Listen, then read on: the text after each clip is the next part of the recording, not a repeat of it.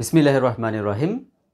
আসসালামু আলাইকুম প্রিয় শিক্ষার্থীবৃন্দ, আশা করি তোমরা সবাই ভালো আছো।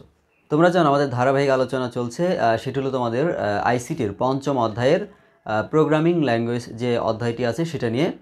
তো গত পর্বে আমরা আলোচনা করেছি, অর্থাৎ ক্লাস 1 যেটা ছিল, 1 ক্লাসে আমরা আলোচনা করেছিলাম যে 5টা যে তোমাদের প্রজন্ম আছে ভাষার, সেই বিষয়টি নিয়ে ডিটেলস আলোচনা করেছিলাম। আজকের ভিডিওতে আমরা আলোচনা করব শুধুমাত্র ট্রান্সলেটর নিয়ে, অর্থাৎ অনুবাদক।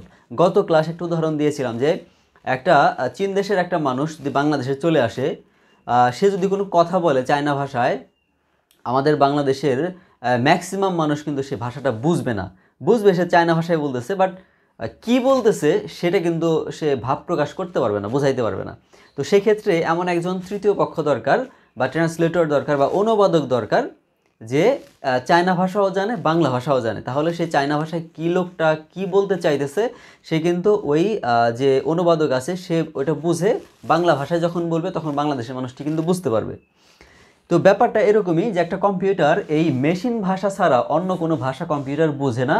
বিধায় আমাদের অ্যাসেম্বলি ভাষা, high level language, very high level language, natural যে ল্যাঙ্গুয়েজগুলো আছে, মানে যত আধুনিক হইতে আছে, যত আধুনিকভাবে এই প্রজন্মগুলো চলে আসছে, ততই কিন্তু মানুষের বোঝার জন্য সুবিধা হচ্ছে, কিন্তু কম্পিউটারের বুঝতে সেটা ততই বেশি অসুবিধা হচ্ছে। তো এই জন্য আসলে ট্রান্সলেটর লাগে। তো নর্মালি ট্রান্সলেটর বা অনুবাদক হলো 3 প্রকার। তোমরা এই 3 ধরনের অনুবাদকগুলো তোমরা পেয়ে যাবে, এবং এই 3 ধরনের অনুবাদক থেকে প্রশ্ন আসবে সাধারণত। একটা হলো কম্পাইলার, দ্বিতীয় হলো ইন্টারপ্রেটার, আর তৃতীয় হলো অ্যাসেম্বলার। তো এই 3 প্রজাতির অনুবাদক আমাদের কাজে লাগবে, এবং আমাদের কোন অনুবাদক কিভাবে কাজ করে সে বিষয়টি আজকের ভিডিওতে আমরা ইনশাল্লাহ A to Z ভালোভাবে দেখব, এবং আশা করি তোমরা এই ভিডিওটি দেখলে তোমরা সুন্দরভাবেই এই বিষয়টা জানতে পারবা। তো প্রথমেই আমি একটু যদি এই দিকে আসি, দেখো এখানে আমার একটা চিত্র দেওয়া আছে।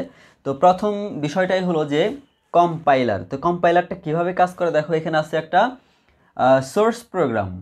প্রোগ্রামার হিসেবে আমি কি ধরনের কমান্ড করব সেটা কিন্তু আমি সোর্স প্রোগ্রামে লিখব, আর কম্পাইলারের কাজটা হবে সেই সোর্স প্রোগ্রামটাকে সে অবজেক্ট প্রোগ্রামে রূপান্তর করবে, অর্থাৎ কম্পিউটার যেটা বোঝা, অর্থাৎ মেশিন ল্যাঙ্গুয়েজ। মানে আমি একটা সোর্স প্রোগ্রাম দেব, কম্পাইলারের কাজ হলো সেটাকে অবজেক্ট প্রোগ্রামে রূপান্তর করবে, মানে মেশিন ভাষায় রূপান্তর করবে।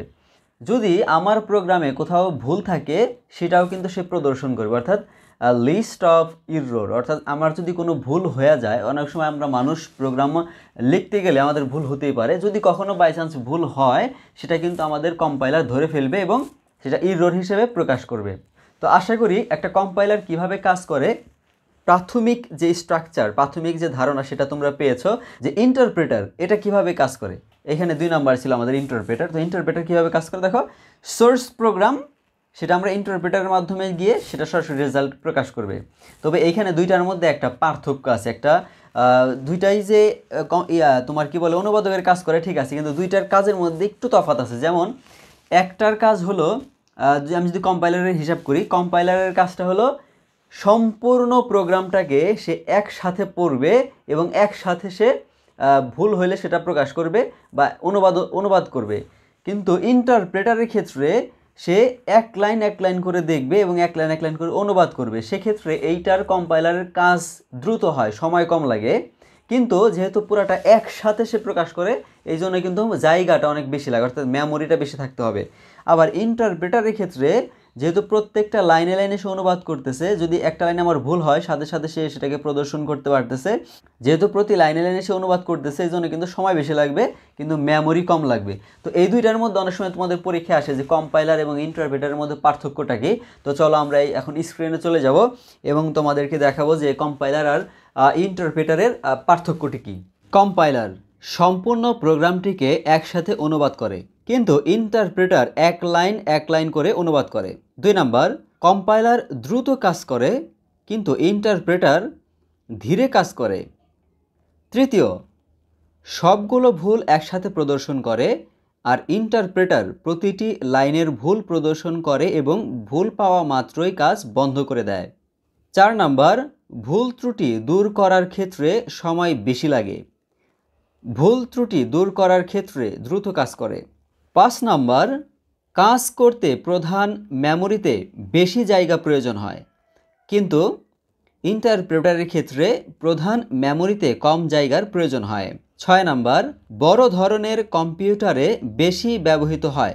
ইন্টারপ্রেটারের ক্ষেত্রে অপেক্ষাকৃত ছোট কম্পিউটারে বেশি ব্যবহৃত হয়। 7 নাম্বার, কম্পাইলারের মাধ্যমে প্রোগ্রামকে রূপান্তরের পর তা পূর্ণাঙ্গ মেশিন ভাষায় রূপান্তরিত হয়। একে বলা হয় অবজেক্ট প্রোগ্রাম।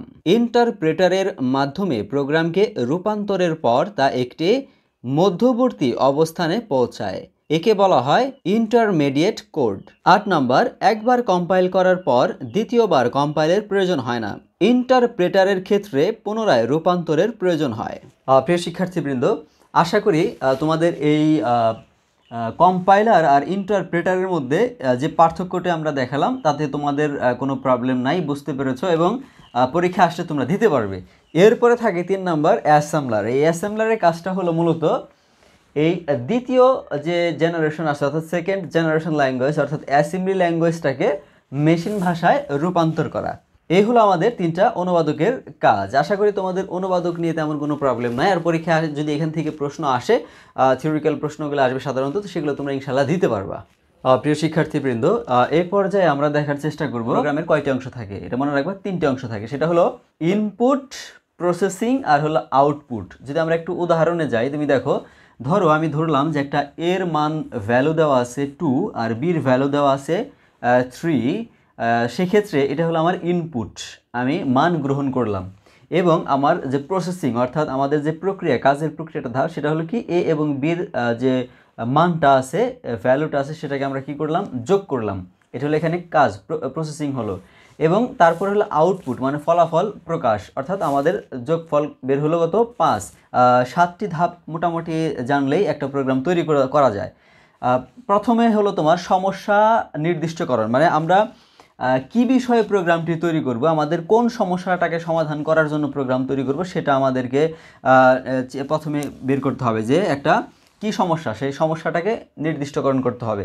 এরপরে সমস্যা বিশ্লেষণ, আমাদের যে প্রবলেমটা আছে আসলে কেন এই প্রবলেমটা হচ্ছে বা এই প্রবলেমটা কিভাবে সলভ করা যায় এই বিষয়টা নিয়ে বিশ্লেষণ করা লাগবে। তারপরে হলো প্রোগ্রামের ডিজাইন। এখন আমি যখন এই প্রোগ্রামটার বিশ্লেষণ করে ফেললাম, এখন আমাকে ডিজাইন করতে হবে যে আমি আসলে কি স্টাইলের ডিজাইনটি করতে চাই বা আমার প্রোগ্রামটা কিভাবে কাজ করবে, কোন ধাপে ধাপে এটা কাজ করবে, সেটার কিন্তু ডিজাইনিং করতে হয়। এরপরে 4 নাম্বার ধাপে আমাদের যেটা করতে হবে সেটা হলো প্রোগ্রামের উন্নয়ন, অর্থাৎ এমন একটি ধাপ আমাদের প্রোগ্রামের মধ্যে রাখতে হবে যে কোনো মুহূর্তে, যে কোনো সময় যেন আমরা প্রোগ্রামের উন্নয়ন করতে পারি বা প্রোগ্রামটাকে ডেভেলপ করতে পারি, সেক্ষেত্রে কিন্তু আমাদের একটা অপশন রাখতে হয়।